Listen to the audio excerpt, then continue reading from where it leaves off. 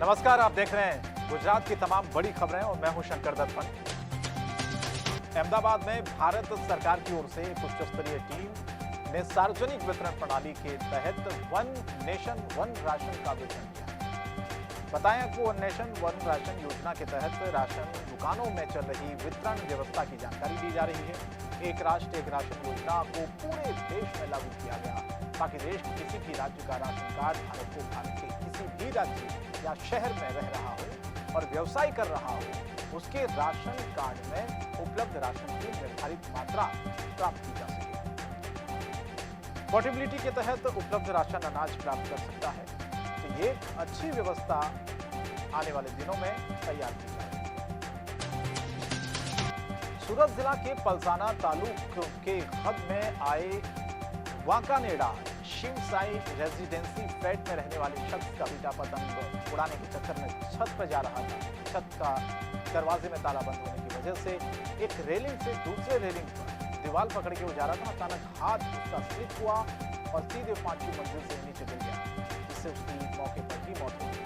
Building में ना तो सीसीटीवी कैमरा मौजूद है और न ही रेलिंग के ऊपर कोई जाली फिट की हुई थी। अगर सुरक्षा होती तो शायद बच्चे की जान बच सकती थी।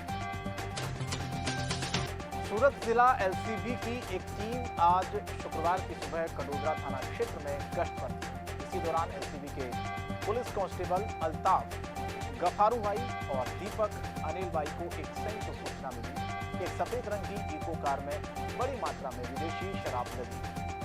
कडोदरा से वाडोली जाने वाली सड़क पर बिना नंबर प्लेट की कार की सूचना के आधार पर कथोतिया के पास जानकारी मिली कि वहां पर गाड़ी खड़ी है और उस गाड़ी का पीछा किया गया और चेकिंग के बाद उसको रोका गया तो इसमें से कई चीजें बरामद हुई। खबर सूरत से है। सूरत शहर के पलसाना तालुका के ग्राम पंचायत में चत्थान गांव भरत नगर में आज सुबह से ही पलसाना पीएससी द्वारा एक निर्भय गुजरात तंदुरुस्त गुजरात सरकार के निर्देशानुसार मेडिकल कैंप रखा गया, जिसमें पूरे चलथान गांव के हजारों लोगों ने इस कैंप में हिस्सा लेकर खुद की हेल्थ की जांच पड़ताल कराई।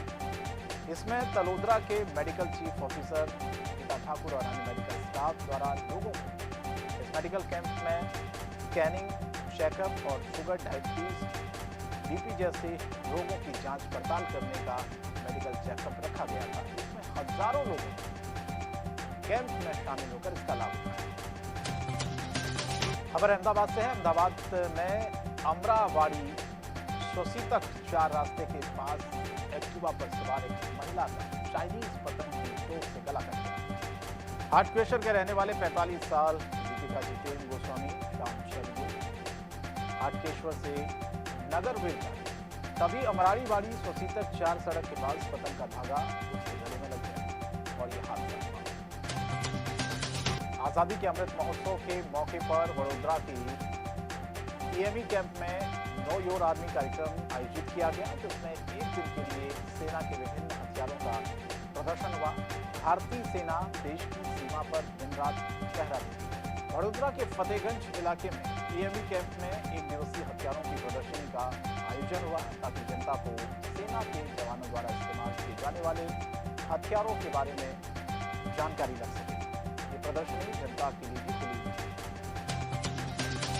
सरकार का शिक्षा विभाग छात्रों को उच्च शिक्षा प्राप्त करने के लिए कई अलग अलग योजनाएं लेकर आता है। फिर कुछ स्कूलों में छात्रों की सफाई का छात्रों का किस तरह से पढ़ाई के नाम पर छात्रों से काम करवाया जाता है, इसकी भी तस्वीरें सामने आती रहती है। मोडासा तालुक के रसूलपुर और महादेवपुर निजी स्कूलों में छात्र छात्राएं मैदान की सफाई करने के लिए पहुंचे। हालांकि शिक्षकों द्वारा हाथ में झाड़ू और डस्टबिन लेकर स्कूल के मैदान की सफाई की जा रही है। एक और शिक्षकों द्वारा गुणवत्तापूर्ण शिक्षा प्रदान करने का निर्णय लिया जाता है, बातें कही जाती है। दूसरी तरफ अगर ऐसी तस्वीरें सामने आती हैं तो फिर सवाल उठते हैं। खबर अरवली से है। अरवली जिले के मुख्यालय मोडासा में 33वें सड़क का सुरक्षा सप्ताह का आरंभ कलेक्टर नरेंद्र कुमार मीणा ने किया। सड़क दुर्घटनाओं और मौतों को रोकने और लोगों को इसके प्रति जागरूक करने के लिए कई कार्यक्रम आयोजित किए जाते रहे हैं। ऐसा ही एक अभियान सड़क सुरक्षा सप्ताह 2023 का शुभारंभ 11 जनवरी से किया गया। सड़क का सुरक्षा सप्ताह लोगों को वाहन चलाते समय सुरक्षा के प्रति जागरूक करने वाला सप्ताह है। 11 से 17 जनवरी तक लोगों को सड़क सुरक्षा और नियमों के प्रति जागरूक करने के लिए कई कार्यक्रम आयोजित किए जाते हैं।